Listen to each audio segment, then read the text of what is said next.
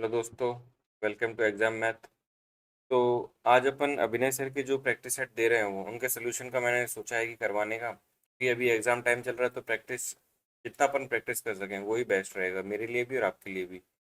तो ये सब आप सबकी रेस्पॉन्सिबिलिटी डिपेंड करता है कि मैं ये सीरीज आगे कंटिन्यू करूंगा नहीं करूंगा। आज मैं 10 सवाल लेके आया हूँ। अगर आपका रेस्पॉन्स अच्छा रहता है तो अपन इस प्रैक्टिस सेट को कंटिन्यू करेंगे और सारे इनके जो प्रैक्टिस सेट देंगे सर उनका अपन सोल्यूशन यहाँ पे करवाएंगे। और मुझे जहाँ तक लगता है कि ये अभी जो प्री में ऑनगोइंग पेपर है ना, वहाँ से कुछ मिलते जुलते क्वेश्चन हैं तो हमें कर लेने चाहिए। तो शुरू करते हैं। पहला क्वेश्चन ना, देखो सीधा फॉर्मूले बेस्ड क्वेश्चन है। ये सीधा इसमें A plus B plus C zero दिया हुआ है।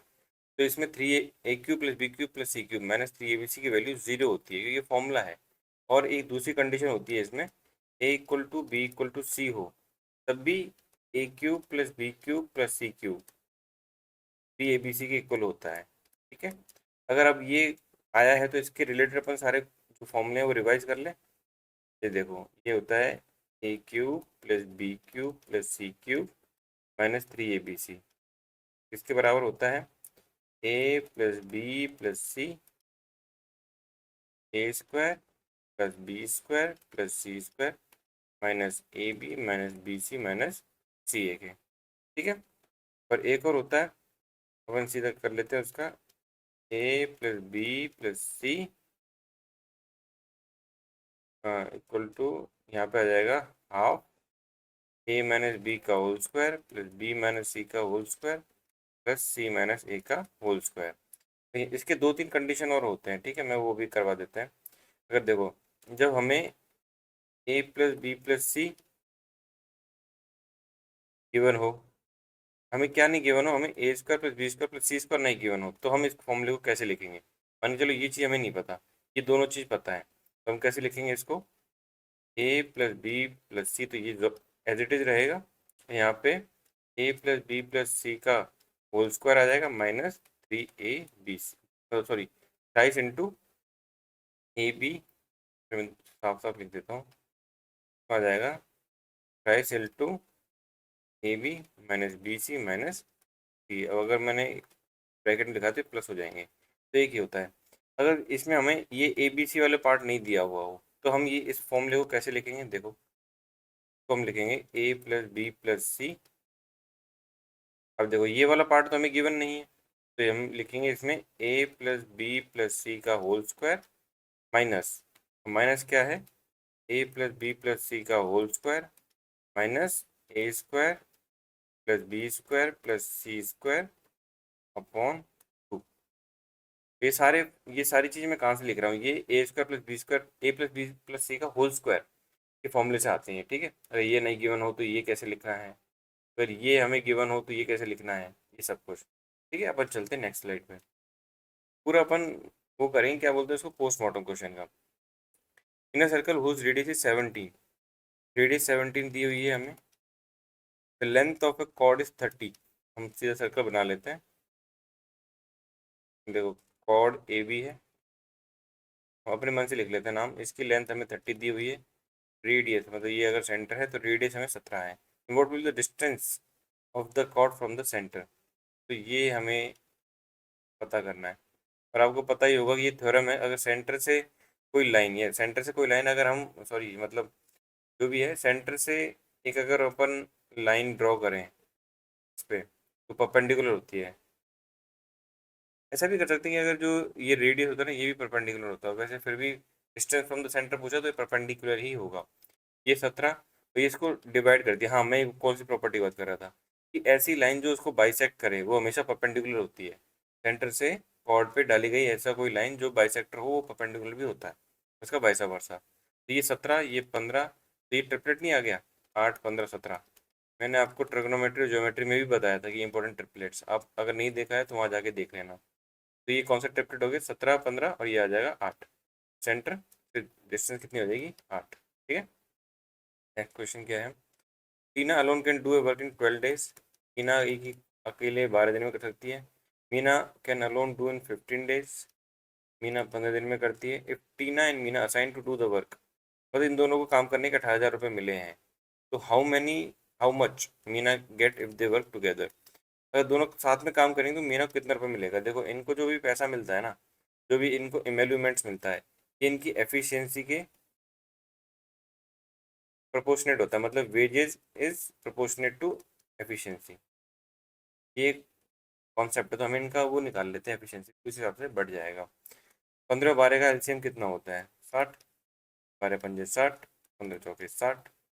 तो how much Meena can get, Meena कितनी है 4/9 ओवर 18,000, 9 दूनी 18, 4 दूनी 8,000, तो इसका 8,000 मिल जाएगा मीना को। ठीक है, next question, what will be the compound interest on 14,000 for 2 years at 10% per annum compounded annually। Annually compound कर रहे हैं, सीधा में देखो मैंने तो याद कर रखा है 10 का, 2 साल का, 3 साल का। 2 साल का 21% होता है, 3 साल का 33.1 होता है। ठीक है सीधा, तो 2 साल का 21%, 21% का और 14 का 21%, 14,000 का 21% मतलब 140 × 21, क्योंकि ये 10% और 140 1%। 14 एकम 14, 14 × 28 29, 2940 आंसर आ जाएगा। अब देखो ये क्वेश्चन क्या कहता है, ये पीआई का क्वेश्चन है। फॉलोइंग हिस्टोग्राम शोन, 10 स्टूडेंट की क्लास दिया हुआ है, what percent of the total student score more than 60%, मतलब कितने बच्चों ने मोर देन 60%, ये स्कोर्ड है। ठीक है, यहाँ पे स्कोर दिया हुआ है कि कितना स्कोर किया है, 60% से कितने ज़्यादा किया है, तो ये वाला काउंट नहीं होगा कि ये 41 से 60 के बीच में है। हमने पूछा मोर देन 60, मतलब 61 से आगे काउंट करना है हमें, तो इन दोनों का सम आ जाएगा आंसर। तो ये कितने हो गए, काउंटिंग में कितने स्टूडेंट हैं ये, 34, ये 34 स्टूडेंट है। ठीक है, हमें परसेंटेज में बात करनी है, 34 स्टूडेंट है, परसेंटेज टोटल के स्टूडेंट कितने हैं, काउंट करो, 4 और 12 16, 16 और 34, 16 और 34 50, तो 68 आ जाएगा डायरेक्ट आंसर ना। अब देखो नेक्स्ट क्वेश्चन है, the length of each side of a triangle is 13 inch, 15 inch, 14 inch, find the area of this triangle. देखो ये हम 13 13 14 15 जो साइड होती है इनके, इनका जो ट्राइंगल होता है उसको हम डायरेक्ट याद करते हैं कि उसका जो एरिया होता है वो 84 होता है, और हमें इसको कैसे निकालेंगे, तो हम हीरोन से निकाल सकते हैं। ठीक है, हीरोन फॉर्मूले से। हीरोन फॉर्मूला क्या होता है, मैं थोड़ी राइटिंग अच्छी नहीं हो रही है मेरी, तो इसमें हीरोन फॉर्मूला क्या होता है मैं आपको लिख के दिखा देता हूँ। हीरोन फॉर्मूला, ठीक है, इक्वल टू, बड़ा अंडर रूट आ जाएगा, एस, S-A, S-B और S-C। यहाँ एस क्या है, एस होता है सेमी पेरीमीटर। सेमी पेरीमीटर मतलब तीनों साइड का सम डिवाइड बाई 2, और तीनों साइड कितना है, 13 14 15, तो 27, ये हो गया 27, और 37 5 42, 42/2 = 21, तो इससे हम निकाल लेते हैं triangle, area of triangle, area of triangle ABC। 21, 21 में से ए घटाओ 13, 13 घटा लेते हैं 8, फिर 21 में से 14 घटाओ 7, 21 में 15 घटाओ 6, क्या आ जाएगा, यहाँ से हम पैर बना लेते हैं 2 2 2 का, तो हमको अंडर रूट निकालना है ना। 7 × 21, 4 × 2 × 7 × 2 × 3, 7 का देखो एक पैर बन गया तो 7 बाहर आ गया, 3 का देखो एक पैर बन गया तो 3 बाहर आ गया, अब देखो 4 का भी एक पैर बन गया तो 4 बाहर आ गया, तो ये इसका एरिया आ जाएगा। अब एरिया क्या है आप खुद देख लो, 7 × 21 = 84 यूनिट, जो भी है स्क्वायर। ठीक है, देखो नेक्स्ट क्वेश्चन है अपना, ये क्या बोला है, if 20% of P is added to 40% of Q, 20% of P कितना होता है, P/5 is added to 40% of Q, then the result is 80% of Q, 80% मतलब 4/5, what is P% of Q. अच्छा सीधा ये क्वेश्चन सॉल्व करना है, अब पता नहीं इसमें क्या समस्या है। P/5 = 4/5 minus 2/5 of q, which is 2/5 of q, P/5, तो 5 से 5 कट गया, P/Q = 2/1। अब पूछा क्या ये देखना पड़ेगा हमें, P is what percent of Q, P Q का कितना परसेंट है? 200% है, दुगना है। यही आंसर है अपना। अब देखो ये क्वेश्चन क्या कहता है, P by Q is equal to R by S is equal to T by U 2/5। तो मतलब पी की वैल्यू 2K और क्यू की वैल्यू 5K, मतलब ऑलमोस्ट मतलब मान लिखते हैं। अब देखो इसमें ऊपर नीचे सेम चीज़ है तो ये कट जाना है। जैसे मान के चलो मैं इसको देखता हूँ, मैंने आपसे बोला पी बाई क्यू 2/5 है रेशो, और मैं आपसे बोलूँ 2P plus 3Q over P plus Q निकालो। तो मैं इसको देखो कैसे निकालता हूँ, 2P मतलब इसको मैंने 2x और 5x मान लिया, तो 4x plus 15x upon 7x।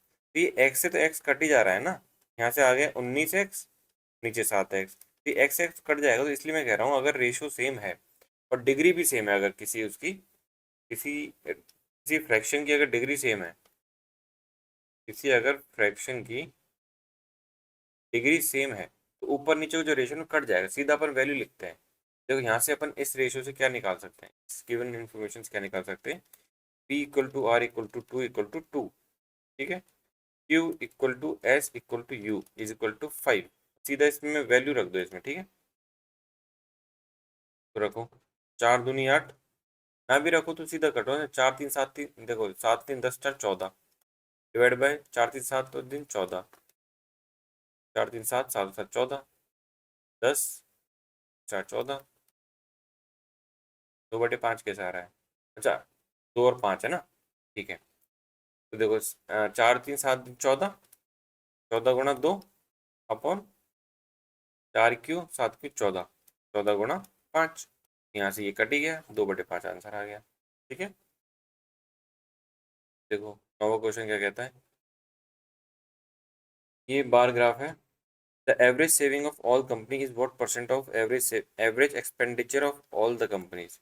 पहले हमें एक्सपेंडिचर का एवरेज निकालना है सारे एक्सपेंडिचर्स का ना, और एक्सपेंडिचर हमारा है ग्रे वाला, निकालो। 200 और 800, 1000, 2000, 4000, 4000, ये एक्सपेंडिचर का एवरेज है। Divide by number of items, 1 2 3 4 5, इसका एवरेज आ गया 800। अब एवरेज सेविंग, सेविंग का भी एवरेज निकालना है, 600 और 1600 2200, 2200 और 1200 3400, 4000, 4000 और 6000, 6000/5। तो ये सेविंग आ गया, सेविंग का एवरेज आ गया 1200। हमें क्या पूछा है कि the average saving of all companies what percent, जो एवरेज सेविंग है ये what percent of expenditure saving. 4 3 12, 4 दूनी 8, तो ये व्हाट परसेंट है, 120%। Average saving of all the companies what percent of the average expenditure of all the company, convert 40 1200, तो 1200 is what percent of, 1200 is what percent of 800। तो मेरे हिसाब से तो 150% है यार, 150% है। One shot. सर का ये क्वेश्चन गलत है भाई, ये आंसर गलत है सर का, 150% है। देखो दोबारा हम कर लेते हैं क्या भाई, हम ज़्यादा क्या हो रहे हैं सर से। Average saving of all the companies what percent of average expenditure, average saving 6 ही जा रहा है ना, देखना। अरे यार ये 2000 गलत जोड़ लिया, यहाँ पे 800 आता है ना, ये 4800 आएगा, फिर भी एक बार कर लेता हूँ। 800 और 600 1400, देखो ये मेरे हिसाब से इसमें गलती हो गई मेरे से, ये तो 800 सही है। 800 और 600 1400, 1400, 1600, 2600, 3200, 4200 और 4800, हाँ ये 4800 आएगा, जो मैंने 6000 लिखा है ना, मैंने ये 6000 लिखा है, यहाँ आएगा ये 4800। तो ये कट गया पनम 45, 3 5 960, हम निकाल देंगे 800/960 गुणा 100, एक जीरो से एक जीरो गया, कर लो यार। 4 दूनी 8, 16 पंजे 80, 16 चौक 96, 16 पंजे 80, 16 छिकी 96, 120, 120। ठीक है साहब। अब अगला question, what is the value of 44 multiply by 12? इसका मान निकालना है, देखो।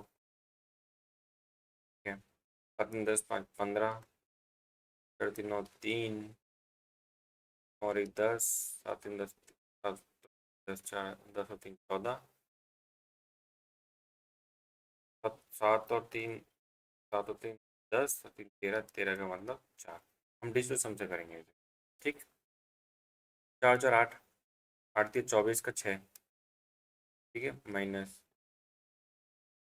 130 मतलब 4 प्लस 7, 7 4 11, 11 मतलब 2, 6 में 2 गया 4।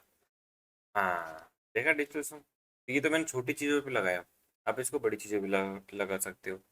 अगर आपको मेरा एक्सप्लेनेशन अच्छा लगा हो तो प्लीज़ अपने इस चैनल, नए नए चैनल को सब्सक्राइब करना, और सब्सक्राइब ही कर दो इनिशियली तो यार। पहला माइलस्टोन अपना 100 करने का है। अभी मेरे कुछ 48 सब्सक्राइबर्स हैं, तो इसे 100 तक पहुंचाना है पहले। देखो छोटे छोटे टारगेट रखते हैं अपन। एसएससी में हम छोटे छोटे टारगेट रखते थे। 100 से मुझे फिर 500 पे जाना पड़ेगा, 500 से फिर हम 1000 का स्प्रिंट मारेंगे। ठीक है, तो अगर आपको अच्छा लगा हो तो प्लीज़ शेयर कीजिए, सब्सक्राइब कीजिए, भाई को सपोर्ट कीजिए। ठीक है, थैंक यू, बाय बाय।